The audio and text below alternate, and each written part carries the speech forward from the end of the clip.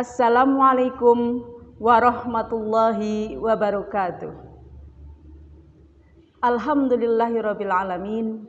Alhamdulillahilladzi hadana li hada wa ma kunna linahtadiya laula an hadanallah. Asyhadu an la ilaha illallah wa asyhadu anna Muhammadan abduhu wa rasuluhu la nabiyya ba'dah. Amma ba'dah. Anak-anakku, anak-anak MI Muhammadiyah Karangtengah yang berbahagia, yang dirahmati Allah, ya. Selamat pagi, selamat berjumpa kembali dengan Bu Guru dalam acara Pesantren Kilat Ramadan Virtual yang diselenggarakan oleh MI Muhammadiyah Karangtengah pada tahun ini. Pertama sekali kita panjatkan puji syukur kehadirat Allah Subhanahu wa Ta'ala yang telah melimpahkan nikmatnya, barokahnya, hidayahnya dan inayahnya kepada kita sekalian. Sehingga kita sampai pada detik hari ini masih diberi kesempatan, diberi kekuatan, diberi kemampuan untuk mengerjakan apa yang menjadi kewajiban kita sebagai umat muslim, yakni beribadah kepada Allah. Wabil khusus di bulan Ramadan, kita mampu menjalankan puasa Ramadan, insya Allah sebulan penuh. Yang kedua, sholawat beserta salam, tak lupa, marilah kita haturkan kejunjungan kita, Nabi Agung Muhammad Sallallahu Alaihi Wasallam, satu-satunya Nabi tuntunan kita, satu-satunya Nabi yang kita anut, kita panuti sebagai Nabi akhirul zaman, Nabi pembawa kecerahan, Nabi pengubah kegelapan menuju kecerahan. Nabi yang kita nantikan syafaatnya kelak di yaumul kiamah. Anak-anakku yang berbahagia, yang solih dan solihah, dan mudah-mudahan dirahmati oleh Allah Subhanahu wa Ta'ala. Pada kesempatan ini Bu Guru akan menyampaikan materi tentang sunnah-sunnah Idul Fitri. Amalan sunnah adalah amalan yang dianjurkan untuk dikerjakan. Namun apabila kita tidak mengerjakan, sebenarnya tidak ada dosa. Tapi alangkah baiknya seandainya kita mampu untuk mengerjakan. Sebagaimana sabda Nabi Muhammad SAW yang artinya, barang siapa yang mau mengikuti sunnahku, maka ia termasuk golonganku. Nah, kita semua kan umat Nabi Muhammad, anak-anak ya. Maka semampu kita berusaha untuk bisa mengikuti sunnah-sunnahnya. Walaupun mungkin dari yang paling ringan, dari yang paling kecil. Kalau kita mau dan mampu melaksanakan, berarti itu kita sedang mengikuti apa yang menjadi ajaran Rasul, berarti kita cinta pada Rasul dan kita digolongkan sebagai umat Rasulullah Muhammad Sallallahu Alaihi Wasallam. Kembali kepada sunnah-sunnah Idul Fitri, mungkin anak-anak masih ingat ya, sebetulnya bukan hal yang baru ya. Mungkin pernah kalian dengar dari para penceramah atau dari pelajaran-pelajaran yang pernah kamu terima dari Bapak Ibu Guru ya. Apa saja sih sunnah-sunnah Idul Fitri? Yang pertama, ketika datang hari raya Idul Fitri, yakni hari 1 Syawal, tanggal 1 Syawal, pagi sebelum kamu berangkat sholat Id, disunahkan untuk mandi terlebih dahulu. Mandi di sini bukan mandi seperti mandi biasa ketika kamu mau sekolah.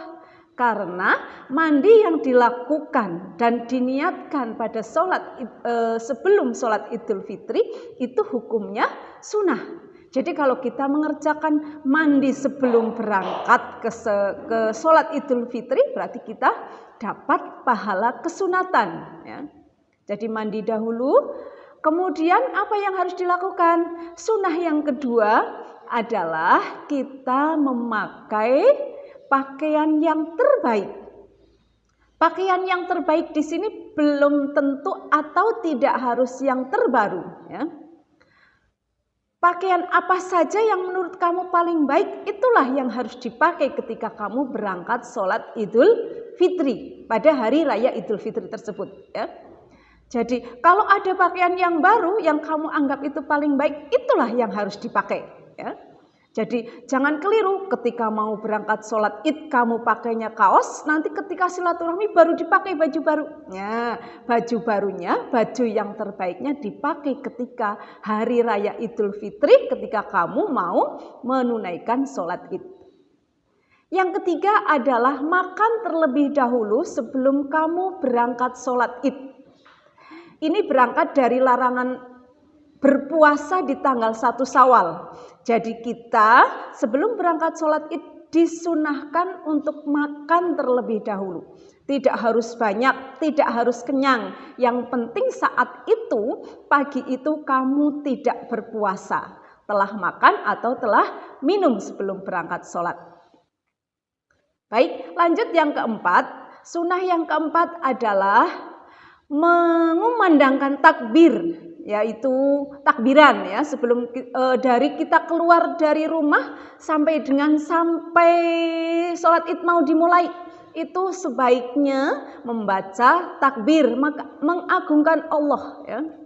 Bagaimana bunyinya? Boleh Allahu Akbar, Allahu Akbar, Allahu Akbar, la ilaha illallah, wallahu akbar, Allahu Akbar, walillahil hamd. Itu bunyinya ya. Jadi kita disuruh mengagungkan Allah ya, memuji Allah dan menyaksikan bahwa tidak ada Tuhan selain Allah. Itu juga dalam rangka syiar Islam ya. Lanjut yang kelima adalah kita melaksanakan sholat id ya, baik di masjid maupun di lapangan. Sholat id tahu ya kalian ya, sudah biasa melaksanakan ya.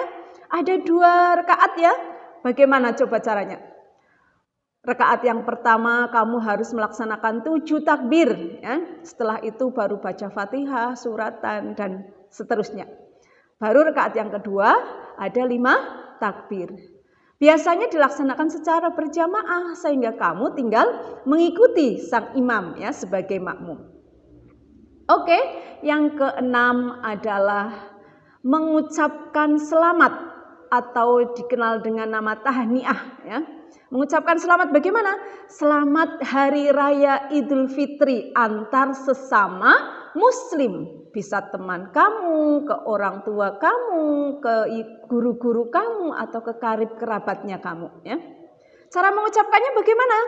Macam-macam ya, bisa selamat Hari Raya Idul Fitri, minal aidin wal faizin, bisa taqabbalallahu minna wa minkum, bisa kullu amin wa antum bi khair dan sebagainya. Yang intinya di situ menunjukkan bahwa Islam itu rukun ya.